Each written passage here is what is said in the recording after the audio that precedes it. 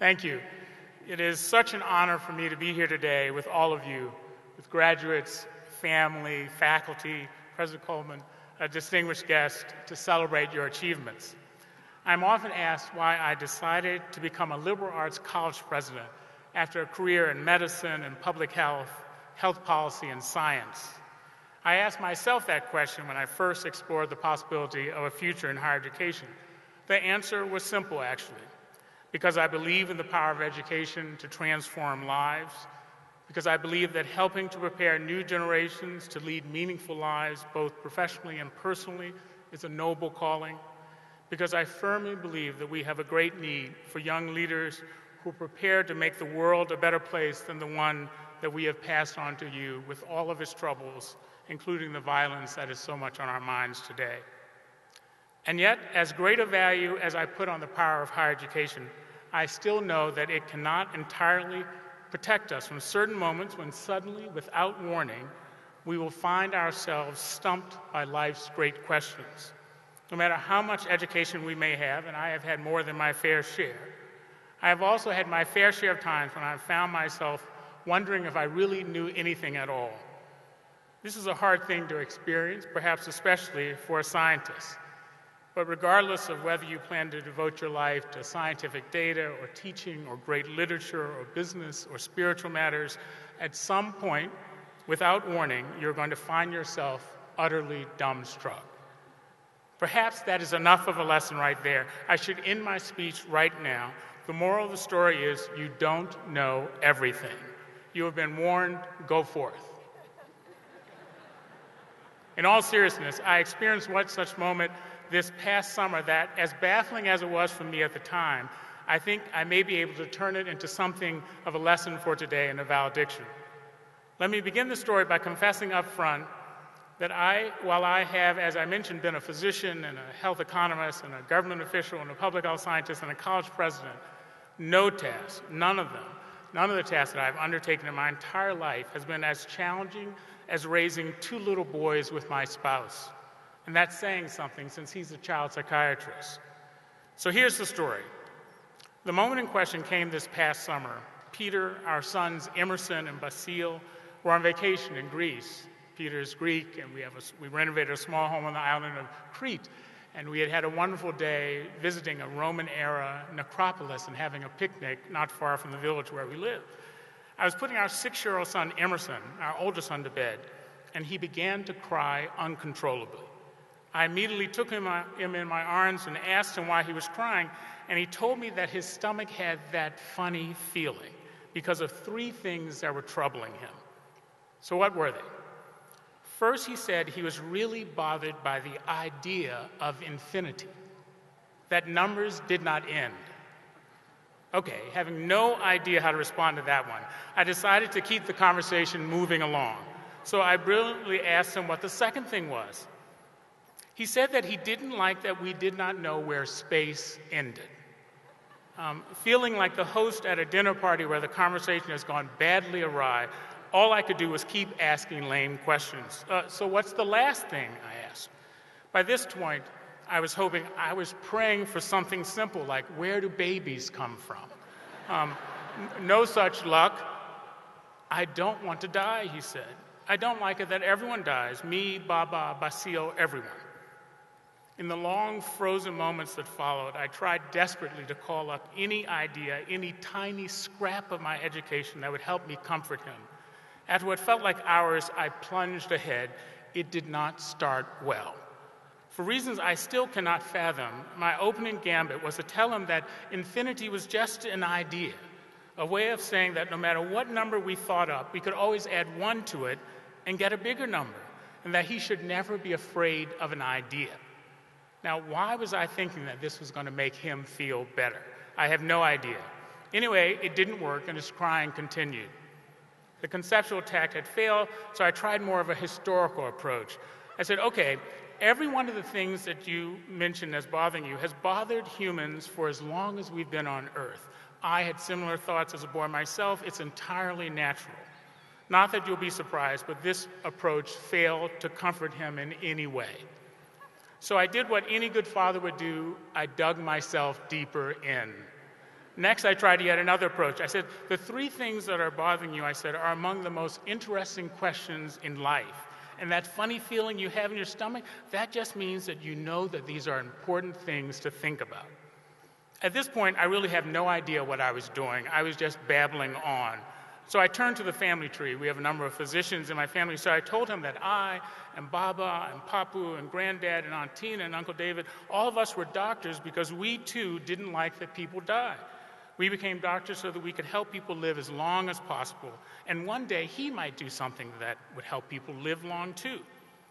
Maybe he saw the deep flaws in my argument, or maybe he could tell from my delivery that even I wasn't buying this one. But either way, his sobbing told me that he was utterly unconvinced. Next, I confessed that in my desperation, I almost turned to one of the oldest strategies known to fatherhood, making stuff up.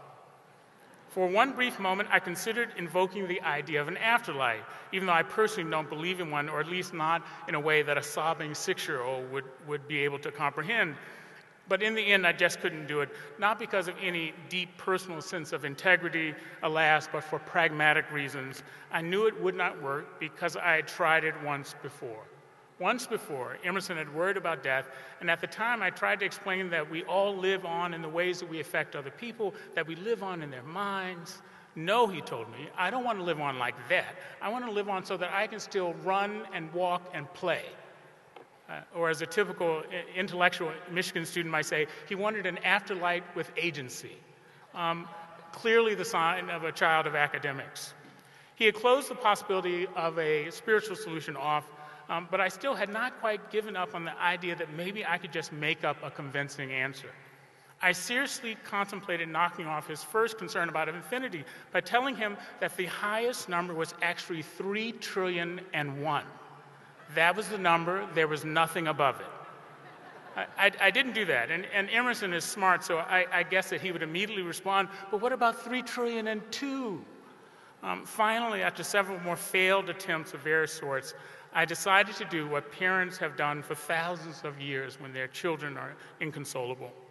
I decided to sing him a song. I was desperate. Now, let me confess, I don't have a singing voice. If it had been anyone else's child but my own, this might have added a fourth item to that list of existential fears. I can't handle that numbers go on forever, that space has no end, that we're all going to die, and please don't let me hear him singing again. But there's a difference when a parent is singing to his own child. A special sort of understanding exists in that moment that trumps traditional standards of musical talent. Now came the crucial question of the right song to sing. Only 3 songs came to mind that he would have recognized, most from when Peter and I had sung to him as a baby. The first was the beautiful spiritual Swing Low, Sweet Chariot. Now, I rejected that one immediately. It was a wonderful song. It's an easy melody to carry. But he had heard it several months before at my mother's funeral. And given his current state, it didn't seem wise to sing him a song that he might associate with death. And I know that my mother, who incidentally devoted much of her life to educating and caring for children and would have no doubt known exactly what to say to him, would have agreed with that decision to pass on Swing Low, Sweet Chariot. The second song that came to mind was the old standard, One for My Baby and One for the Road, which probably few of today's graduates are familiar with. For a period of time, it was the go-to sleep song for Emerson because one night, while trying to coax him back to sleep late at night, I looked up at the clock in his room, and indeed it was 2:45, and it was just him and me. And I thought about this some more, but I rejected that song. A bar song about someone drinking after a bad breakup just seemed wrong. And by the way, if you don't know that song, go online and download the Billie Holiday version for 89 cents. It's well worth the cost, and I'm a public health physician, so I will tell you, don't drink and drive. So finally, I remember that Emerson loved Summertime from Porgy and Bess.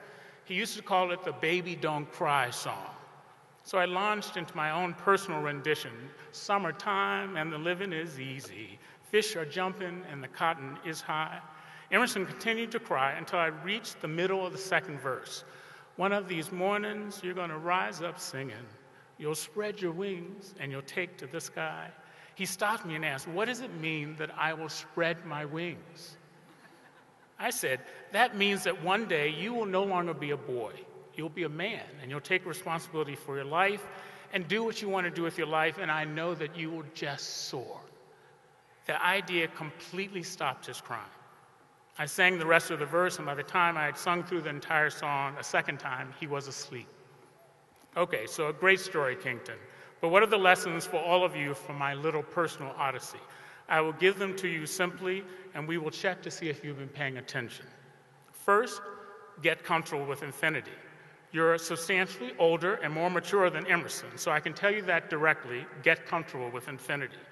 Each of you will someday have an experience equivalent to Emerson's anxiety that space has no end.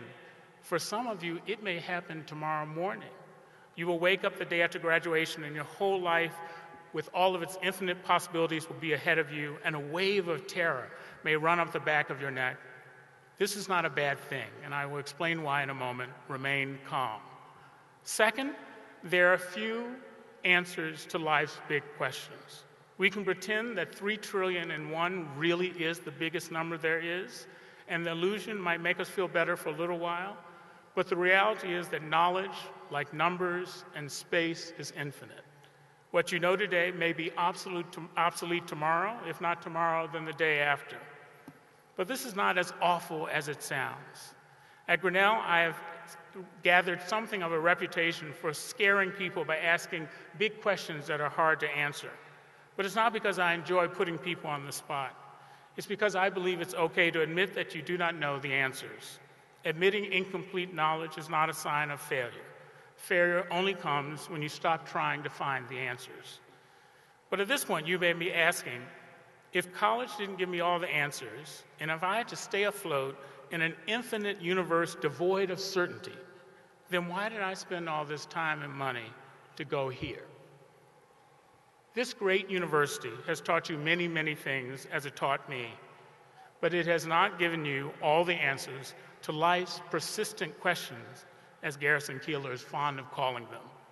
It could not. Not knowing is a part of the human experience.